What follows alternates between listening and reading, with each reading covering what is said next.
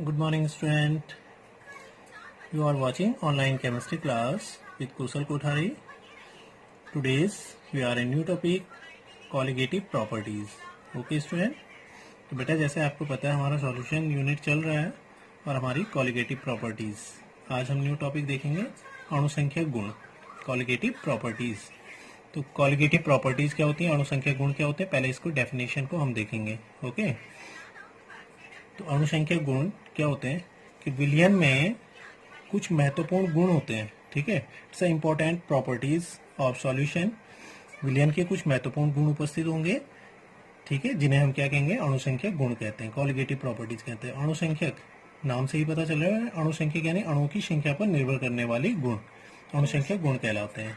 ठीक है, अर्थात डेफिनेशन हम डायरेक्टली बोल सकते हैं कि विलयन के वे गुण जो किसी विलयन के निश्चित आयतन, विलयन के वे गुण जो किसी विलयन के, एक विलयन है और उसका निश्चित कांस्टेंट दे रखा है बेटा, उसका वॉल्यूम जो होगा कांस्टेंट है, मतलब किसी निश्चित आयतन में उपस्थित किसके, अणुओं की संख्या। और अणुओं की किसकी बेटा, विलयन में क्या उपस्थित होंगे, विलेय विलायक हो सकते हैं, तो विलेय के अणुओं की संख्या पर क्या करते हैं, निर्भर करते हैं। मोस्ट ऑफ बेटा सॉल्यूट, ठीक है, सॉल्यूट के जो मॉलिक्यूल्स होंगे उनकी संख्या पर क्या करेंगे, नंबर ऑफ मॉलिक्यूल्स, ठीक है, ऑफ सॉल्यूट, सॉल्यूट की विलेय की अणुओं की संख्या पर क्या करते हैं, निर्भर करते हैं, क्या कहलाएंगे, अणुसंख्यक गुण कहलाते हैं। ये हम ये कह सकते हैं बेटा, विलेय के अणुओं की संख्या की जगह क्या कह सकते हैं, नंबर ऑफ मोल्स, मोलों की संख्या पर क्या करेंगे, निर्भर करते हैं, अणुसंख्यक गुण कहलाते हैं। आई होप क्लियर समझ में आ गया होगा। यानी विलयन में कुछ महत्वपूर्ण गुण होंगे, ठीक है, जो गुण क्या होते हैं, किसी निश्चित आयतन में, यानी विलयन के निश्चित आयतन में उपस्थित विलेय के अणुओं की संख्या, अणुओं की संख्या या मोलों की संख्या, मोल्स भी हम कह सकते हैं, या इनको क्या कह सकते हैं बेटा, अणुओं की संख्या पर क्या करते हैं, निर्भर करते हैं, क्या कहलाएंगे, अणुसंख्यक गुण कहलाते हैं। ठीक है, अब कौन कौन से हैं ये, कौन कौन से प्रॉपर्टीज होती हैं, तो विलयन के जो अणुसंख्यक गुण हैं क्लासिफाइड मेनली 4 टाइप्स, वो 4 प्रकार के मुख्य तरह से डिवाइड किए गए हैं। फर्स्ट, क्वथनांक में उन्नयन, क्वथनांक में उन्नयन, उन्नयन होता है बेटा elevation, elevation of boiling point. ठीक है, क्वथनांक हमें पता है, और उन्नयन मीन्स होता है बेटा वृद्धि, एलिवेशन, वृद्धि। जैसे हमने इससे पहले एक और देखा था पहली वीडियो में, वाष्प दाब में अवनमन, अवनमन यानी कमी, डिप्रेशन जो होता है। ठीक है, दूसरी प्रॉपर्टी है वाष्प दाब में अवनमन, डिप्रेशन ऑफ वेपर प्रेशर, वाष्प दाब। थर्ड प्रॉपर्टी जो होता है हिमांक, जो फ्रीजिंग पॉइंट होता है, इसमें भी डिप्रेशन, हिमांक में अवनमन, डिप्रेशन ऑफ फ्रीजिंग पॉइंट। ठीक है, और चौथी प्रॉपर्टी जो बेटा ऑस्मोटिक प्रेशर, प्रासरण दाब। तो ये 4 प्रॉपर्टीज ऐसी हैं जो अणुओं की संख्या पर निर्भर करती हैं, या नंबर ऑफ मोल्स पर निर्भर करती हैं, किसकी, विलेय की, विलेय की अणुओं की संख्या पर निर्भर करती हैं। तो हमने बेटा वाष्प दाब में अवनमन में इसकी अलग से वीडियो आपको बना चुका हूं, ठीक है, वाष्प दाब में अवनमन, और पहले भेज चुका हूं, because that's relative with Raoult's law, ये राउल्स के नियम से भी आधारित होती है। वैसे चारों ही हैं, बट ये डायरेक्टली थी, इसलिए मैंने इसकी वीडियो पहले बना चुका हूं। हम आज नेक्स्ट टॉपिक को जो देखेंगे, क्वथनांक में उन्नयन, एलिवेशन ऑफ बॉइलिंग पॉइंट को समझेंगे। ठीक है, वाष्प दाब में अवनमन को हम कर चुके हैं, पहले देखेंगे बेटा क्वथनांक में उन्नयन। ओके स्टूडेंट, तो let's start and watch carefully. Next topic हमारा होगा एलिवेशन ऑफ बॉइलिंग पॉइंट, यानी क्वथनांक में उन्नयन। ठीक है, तो क्वथनांक में उन्नयन, उन्नयन समझ गए आप, वृद्धि होती है, यानी क्वथनांक में वृद्धि किसे कहते हैं। तो इससे पहले हम क्वथनांक में वृद्धि समझेंगे। फर्स्ट न्यू टॉपिक है बॉइलिंग पॉइंट क्या होता है। ठीक है, बॉइलिंग पॉइंट,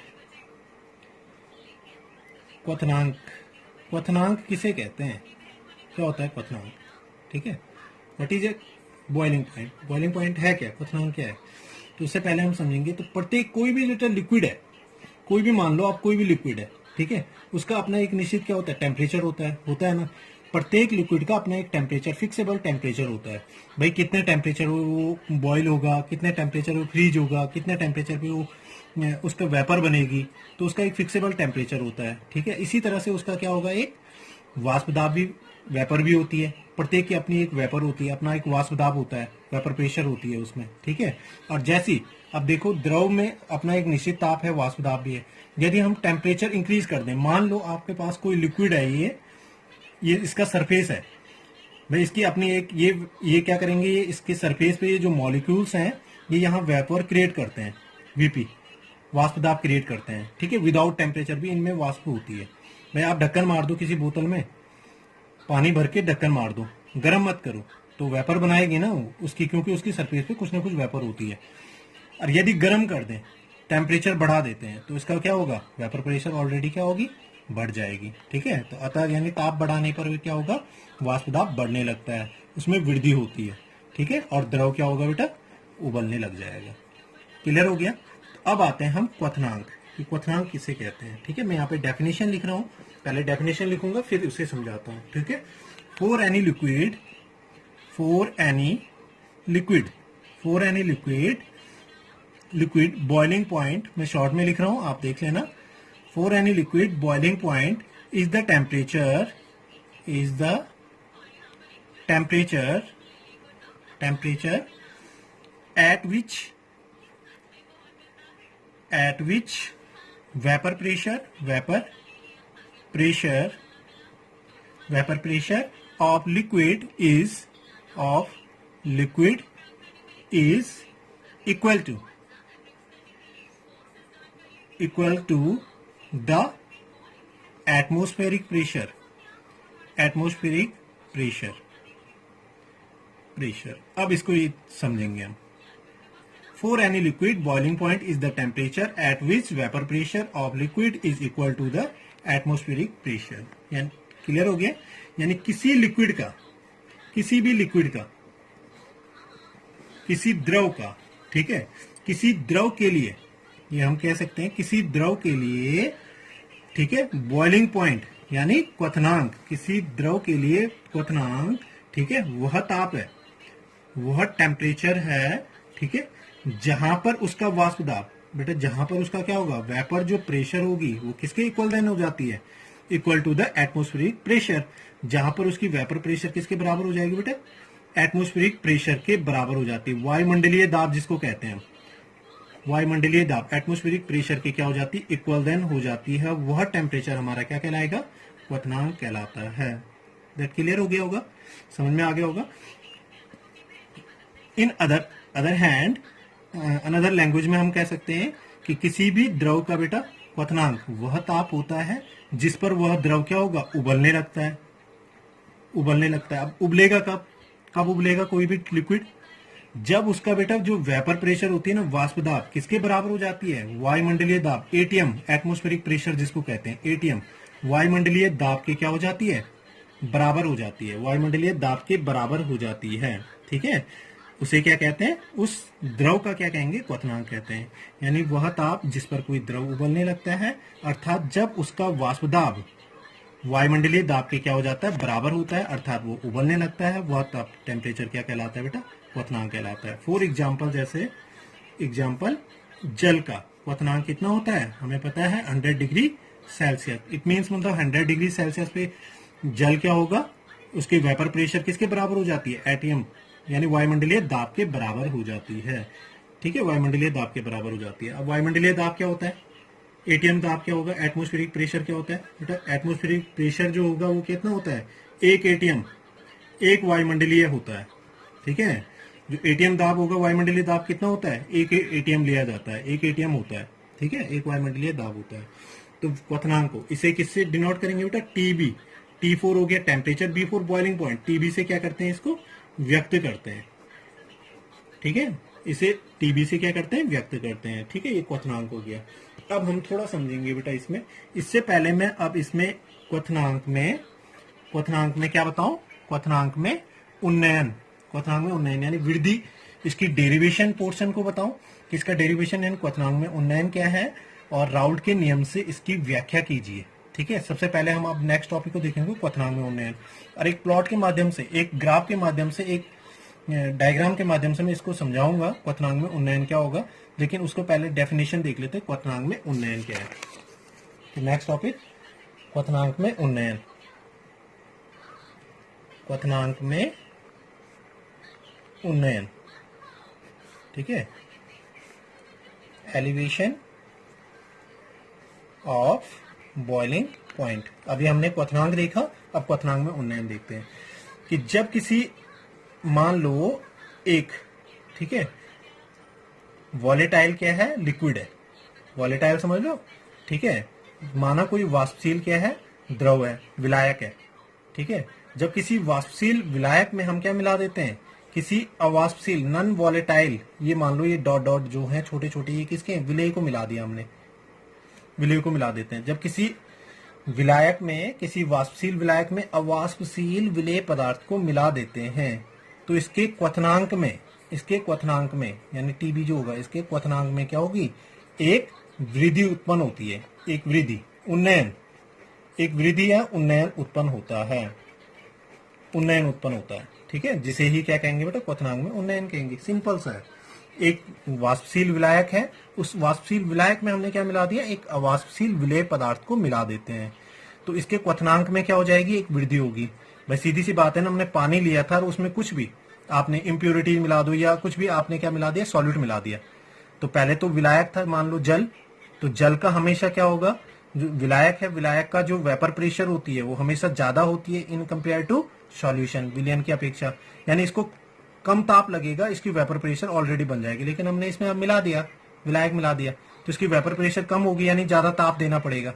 तो ताप ज्यादा देने का मतलब इसकी टीबी क्या होगी, हमेशा ज्यादा होगी ना, टीबी ज्यादा यानी क्वथनांक क्या होगा, ज्यादा होगा, इसको ज्यादा ताप देना पड़ेगा, ज्यादा ताप देना पड़ेगा इसको गर्म करने के लिए, ठीक है। तो वही वृद्धि क्या कहलाती है बेटा, क्वथनांक में उन्नयन कहलाती है। आई होप आप समझ गए होंगे कि जब किसी वाष्पशील विलायक में एक अवाष्पशील विलेय पदार्थ को मिलाया जाता है तो उसके क्वथनांक में क्या हो जाती है, एक वृद्धि हो जाती है, जिसे क्वथनांक में क्या कहते हैं, उन्नयन कहते हैं। That clear. अब हम इसकी क्या करेंगे बेटा, डेरिवेशन करेंगे। पहले मैं इसे बेटा बहुत शॉर्ट से और बहुत इजी तरीके से बता देता हूं, मोस्ट इंपॉर्टेंट भी है, ठीक है। क्वथनांक में उन्नयन किसे कहते हैं, राउल्ट के नियम से इसकी व्याख्या कीजिए। तो डेरिवेशन पोर्शन क्या होगा इसका, इसको एक ग्राफ के माध्यम से भी हम समझेंगे, ठीक है। सपोज दैट, मान लो, अब ध्यान से देखना बेटा, यहां से ध्यान से समझना। मान लो हमारे पास एक लिक्विड है, एक विलायक है, कोई भी लिक्विड मान लो, ये इसके क्या है, इसके सरफेस पे इसके मॉलिक्यूल्स हैं, ठीक है। इसके सरफेस पे इसके क्या है, मॉलिक्यूल्स हैं, और इसके ये किस पे उपस्थित है, रूम टेम्परेचर पे मान लो, रूम टेम्परेचर कुछ भी मान लो, मतलब इसका क्या है, यहाँ पे 25 डिग्री सेल्सियस है, मान लो 25 डिग्री सेल्सियस इसका रूम टेम्परेचर है और ये रूम टेम्परेचर पे उपस्थित है विलायक, ठीक है। और इसको मैं ग्राफ के माध्यम से आपको अब समझाता हूँ। ये एक साइड मैंने क्या ले लिया, वेपर प्रेशर, एक साइड टेम्परेचर ले लेंगे, ये ले लिया बेटा वीपी, ये है यहाँ पे वेपर प्रेशर, और ये इधर क्या है, टेम्परेचर है मान लो, ठीक है, एक ग्राफ के माध्यम से। अब बात करते हैं, ये हमने क्या ले लिया, एक विलायक ले लिया, ठीक है, विलायक ले लिया, रूम टेम्परेचर पे बेटा 25 डिग्री सेल्सियस मान लो इसका क्या है, द्रव है। और वेपर प्रेशर, अब हमने क्वथनांक किसे कहते हैं, कि वह ताप, टेम्परेचर हमने बढ़ाया, वह ताप जिस पर किसी द्रव का जो वेपर प्रेशर होगी, वाष्प दाब किसके बराबर हो जाएगा, वायुमंडलीय दाब के बराबर हो जाता है। तो ये एक वायुमंडलीय दाब की लाइन बना देते हैं, ये मान लो वो लाइन है जहां पर उसका वेपर प्रेशर बढ़ेगी, ये कितना है 1 एटीएम, ये वो लाइन है 1 एटीएम वाली, एक वायुमंडलीय दाब की एक लाइन है, ठीक है। इस ग्राफ से बहुत इजीली समझ में आ जाएगा, ये एक वायुमंडलीय दाब की लाइन है। तो अब हुआ क्या कि इसकी वेपर है, ये यहाँ पे वेपर बना रही है, ये द्रव वेपर बना रहा है, ठीक है। तो अब वेपर 25 डिग्री सेल्सियस मान लो, ये एक पॉइंट है, ये क्या है 0। अब ये टेम्परेचर दूसरा क्या है, ये रूम टेम्परेचर है मान लो 25, ये वाला पॉइंट 25, फिर 30, 35, इस तरह से हम लिख सकते हैं। तो ये 25 ही है पॉइंट। अब इसके पास ये विलायक था, मैंने क्या बोला, वेपर प्रेशर बेटा चाहे गर्म करो ना करो, अभी सिंपल है, तब भी इसके पास क्या होती है, वेपर होती है ना। जब तक इसका रूम टेम्परेचर पे था, नॉर्मल टेम्परेचर है, तब इसकी वेपर है। तो मान लो इसकी वेपर क्या है, कुछ पॉइंट पे होगी, मान लो इसका पॉइंट क्या है, यहाँ पे इसकी वेपर, एकदम 25 पे तो नहीं लिखेंगे, थोड़ा सा ऊपर इसकी कुछ वेपर है ना, थोड़ा सा इसके पास क्या है, वेपर प्रेशर है, वाष्प दाब है इसकी, अपनी वाष्प दाब। तो मान लो इसकी वाष्प दाब ये है। अब हमने क्या करते हैं, वाष्प दाब ये हो गया। अब हम सडनली क्या करते हैं बेटा, इस पे बर्नर हमने लगाया और इस पानी को क्या कर देते हैं, गर्म करेंगे। तो बताओ क्या चीज होगी, सिंपल सा है यार, पानी था पहले तो लिक्विड है, ठीक है, और लिक्विड है, और लिक्विड की वेपर प्रेशर है वो रूम टेम्परेचर पे है अभी, ठीक है, 25 डिग्री सेल्सियस है अभी टेम्परेचर सिर्फ 25 डिग्री सेल्सियस है।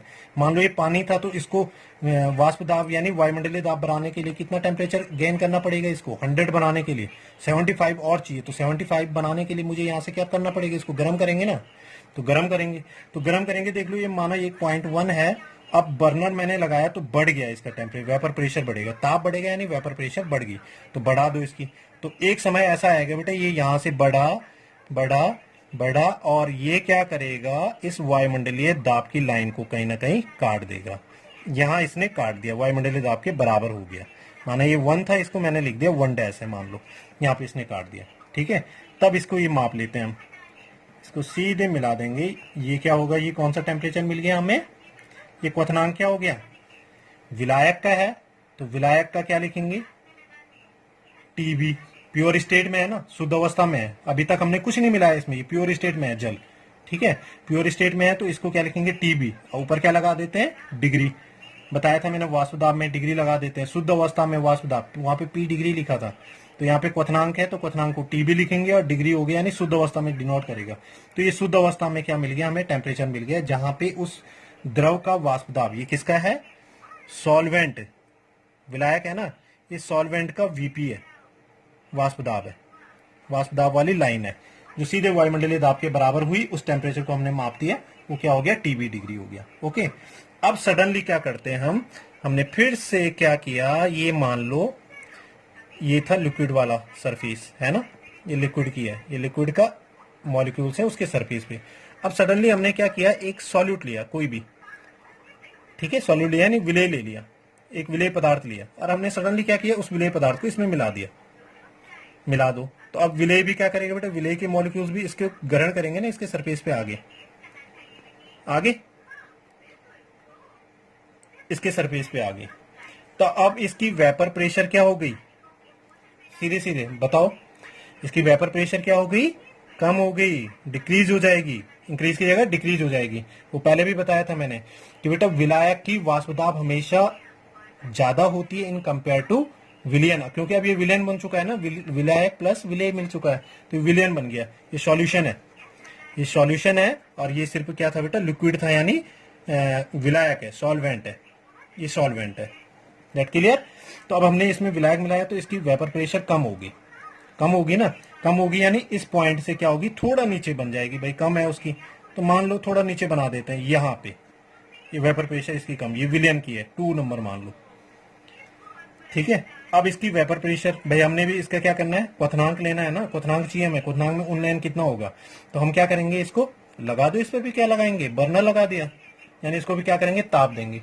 अब ताप देंगे तो टेम्परेचर बढ़ा तो वेपर प्रेशर ऑलरेडी बढ़ेगी, है ना, तो बढ़ा दिया ताप, ताप बढ़ाते चलो, तो इसका भी एक समय ऐसा आएगा, ये भी क्या करेगा बेटा, वायुमंडलीय दाब के बराबर हो जाएगा, तो बढ़ा देते हैं, ये ताप बढ़ाया तो ये लाइन भी क्या करेगी, एक बार क्या करेगी, कहीं ना कहीं इस वायुमंडलीय दाब की लाइन को काट देगी। यहाँ थोड़ा बढ़ा देते हैं, यहाँ काट दिया इसने, क्लियर, यहाँ पॉइंट पे ये 2 था, ये मान लो आपने किसी भी पॉइंट पे 2 डैश पे काट दिया, तो ये वायुमंडलीय दाब के बराबर हो जाएगी।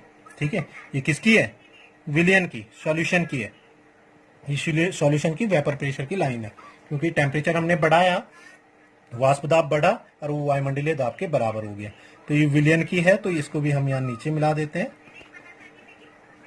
ये किस पॉइंट पे, यहाँ कहीं मिल जाएगा। तो ये क्या हो गया, ओनली क्या होगा, टीबी, डिग्री तो नहीं लगेगा क्योंकि शुद्ध अवस्था में तो रहा नहीं अब, क्योंकि इसमें हम विलायक मिला चुके हैं, ये विलियन बन गया, तो ये विलियन का हो गया टीबी।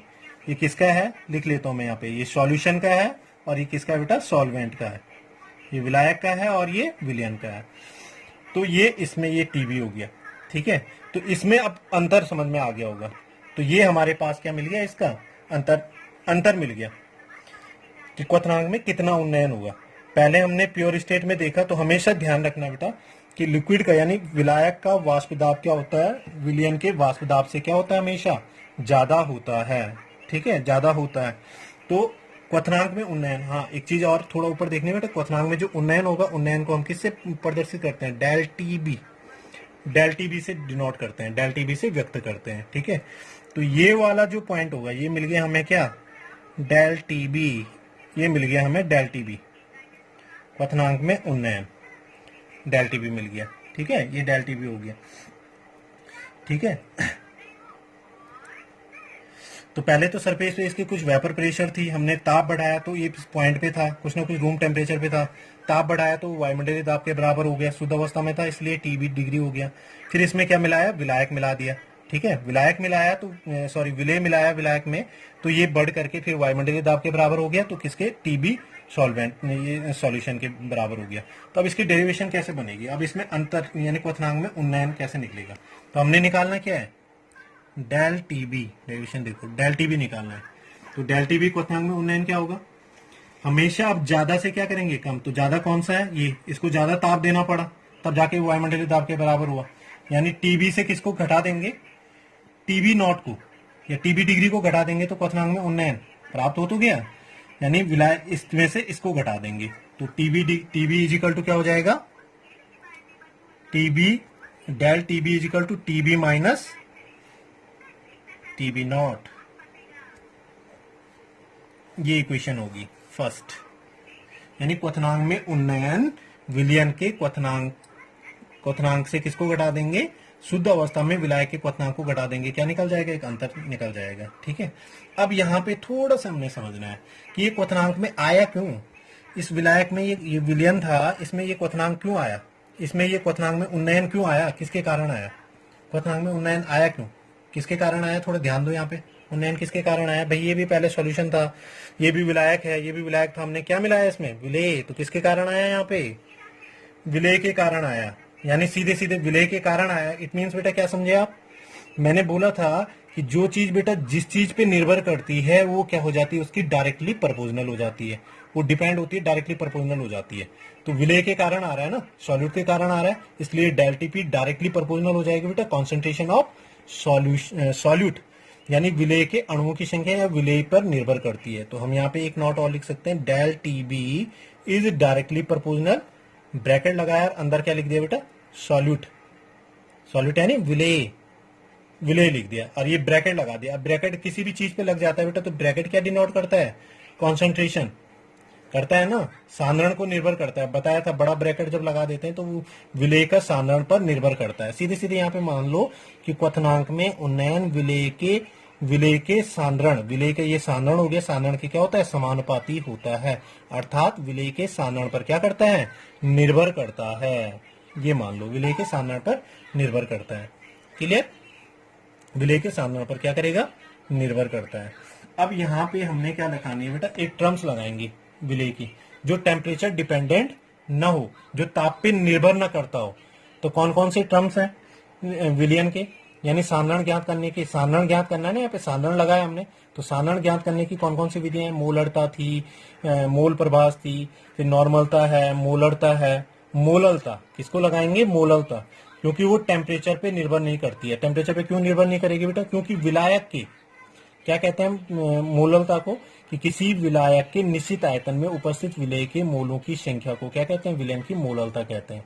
तो यानी ताप पर अगर हम इसका ताप बढ़ाएंगे तो ताप पर यानी कोई प्रभाव नहीं पड़ेगा, जबकि नॉर्मलता बोलते हैं विलयन के लीटर, किसी एक लीटर में या लीटर में जब सॉल्यूशन होगा, ताप बढ़ाएंगे तो लीटर कम होगा ना, वॉल्यूम चेंज हो जाएगा, तो वो टेम्परेचर डिपेंडेंट है, वो टेम्परेचर डिपेंडेंट टर्म्स हैं, वो सांद्रण की जो विधियां हैं वो टेम्परेचर ताप पर निर्भर करती हैं, जबकि मोललता है या मोल प्रभाज है बेटा, मोललता तथा मोल प्रभाज ये ताप पर निर्भर नहीं करती हैं। तो जो ताप पर निर्भर नहीं करती हैं उस टर्म्स को लेंगे, क्योंकि ताप पे अगर निर्भर करेंगे तो यहाँ वायुमंडलीय दाब के बराबर कैसे हो जाएगा टेम्परेचर। तो यहाँ पे हमसे सीधे क्या लगाया, एक नॉट लिखेंगे और सीधे लिख देंगे del TB is directly proportional हो जाएगा स्मॉल एम। इक्वेशन सेकंड, जहां small M is equal to क्या है, मोललता होती है। अब ये प्रोपोर्शनल टू हटाना होता है, तो प्रोपोर्शनल टू की जगह क्या आता है, एक कांस्टेंट आता है। तो del TB is equal to यहाँ पे एक कांस्टेंट लेंगे बेटा, के नहीं लेना है, के के साथ बी भी लेना है, K B into M. Equation fourth, और इक्वेशन फोर्थ बहुत इंपॉर्टेंट है, यहाँ पे तो मैंने बहुत शॉर्ट में बता दिया है, इतना भी करोगे ये चल जाएगा पोर्शन में, कभी भी पूछा जाता है। जहां के बी इज इक्वल टू क्या है बेटा, के बी क्या है, एक उन्नयन स्थिरांक है, उन्नयन स्थिरांक, एलिवेशन कांस्टेंट है, एलिवेशन कांस्टेंट है, ठीक है, ठीक है, जिसे क्वथनांक में उन्नयन स्थिरांक भी कहते हैं या उन्नयन स्थिरांक कहते हैं, ठीक है। के बी क्या है, उन्नयन स्थिरांक कहते हैं, और एम मोललता है, ठीक है।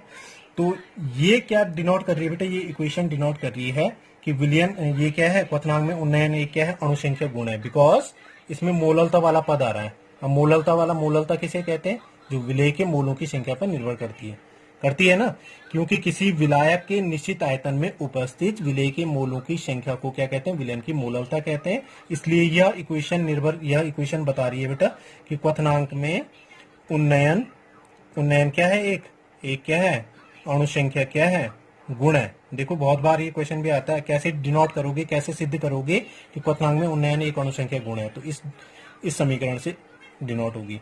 अब इसी में पोर्शन बेटा, यदि आगे आपको क्या निकालना है, विलय का अणुभार निकालना हो, विलय का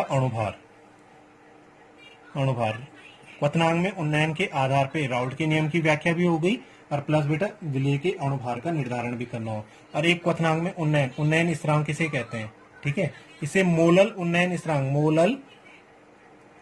मोलल एलिवेशन कांस्टेंट भी कहते हैं, मोलल उन्नयन स्थिरांक भी कहते हैं केबी को। अब किसे कहते हैं, इसकी डेफिनेशन थोड़ा यहाँ पे देखेंगे, और फिर विलय का अणुभार। यदि मोललता को यहाँ पे m इजिकल टू क्या हो, 1 हो, तो इसको 1 कर देंगे, तो del T B is equal to क्या हो जाएगा बेटा, यहाँ पे केबी होगा, यानी केबी हो जाएगी। इसकी डेफिनेशन आ जाएगी केबी यानी मोलल उन्नयन स्थिरांक या उन्नयन स्थिरांक की डेफिनेशन आ जाएगी, क्वथनांक उन्नयन स्थिरांक की, ठीक है।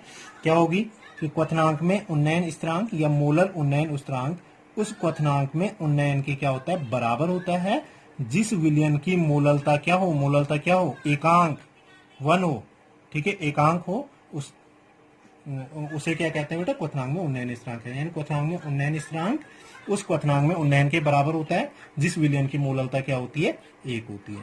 क्लियर हो गया, ये इसकी डेफिनेशन है। विलय का अणुभार निकालना हो हमने, ये 5th इक्वेशन मान लो, विलय का अणुभार यदि निकालना हो तो क्या लगा दो यहाँ पे, मोललता, इसे m का मान रख दो, मोललता में पता है, तो वी नाउ दैट, या if m is equal to molality, मैं डायरेक्ट फॉर्मूला लिख रहा हूँ बेटा, मोललता बराबर क्या होता है, विलय के मोलों की संख्या, यानी विलय का भार बटे अणुभार, वेट अपॉन मॉलिक्यूलर वेट, तो वेट क्या होगा W और मॉलिक्यूलर वेट स्मॉल m। तो किसी विलयन के निश्चित आयतन आता है, किसी विलायक के इंटू कैपिटल W kg, किसी विलायक के निश्चित आयतन में उपस्थित विलय के मोलों की संख्या को क्या कहते हैं, मोललता कहते हैं। ये फॉर्मूला आ गया। kg किया तो इंटू 1000 नहीं करेंगे, ग्राम में करेंगे तो इंटू क्या कर देंगे, 1000 कर देंगे, तो इस फॉर्मूले को, ये 6 हो गया। तो put the value of m in equation 4th, ये m की वैल्यू क्या रख दो, 4th में यहाँ पे रख दो, तो डेल टीबी का फॉर्मूला निकल जाएगा। देखो किस तरह से निकलेगा, लास्ट पॉइंट देख लो इसे, del TB is equal to, formula क्या था, केबी इंटू एम, तो m की वैल्यू रख देंगे यहाँ पे, del TB is equal to KB into M की वैल्यू क्या है, small w by small m into capital W kg, ये डेल टीबी का फॉर्मूला निकल गया। तो ये तो हो गया बेटा राउल्ट के नियम की व्याख्या, क्वथनांक में उन्नयन के आधार पे राउल्ट के नियम की व्याख्या।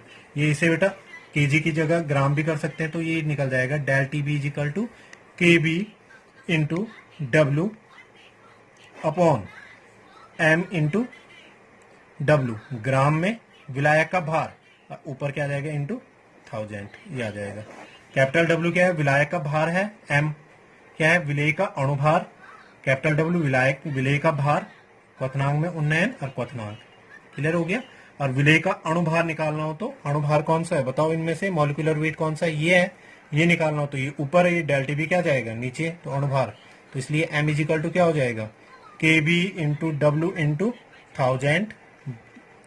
1000 बाई डेल टीबी नीचे आया, तो डेल टीबी इंटू कैपिटल W ग्राम।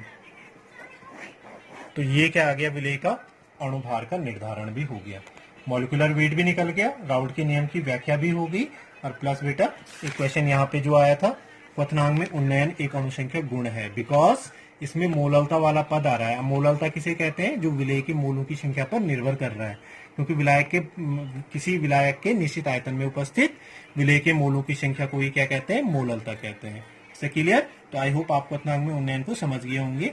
मैं इसको बेटा थोड़ा डबल सॉल्यूशन से, 2 सॉल्यूशन के माध्यम से नेक्स्ट वीडियो में भी आपको भेजूंगा। आई होप आप समझ गए होंगे। इस ग्राफ को आप ग्राफ के माध्यम से बहुत इजीली समझ सकते हैं। ओके स्टूडेंट, तो प्लीज बेटा देखने के बाद आपने अगर आपकी कोई भी क्वारीज हो, कोई भी डाउट्स हो, तो आप कमेंट्स बॉक्स में लिखेंगे और साथ में शेयर और सब्सक्राइब भी करेंगे। आई होप आप समझ रहे होंगे। Thank you.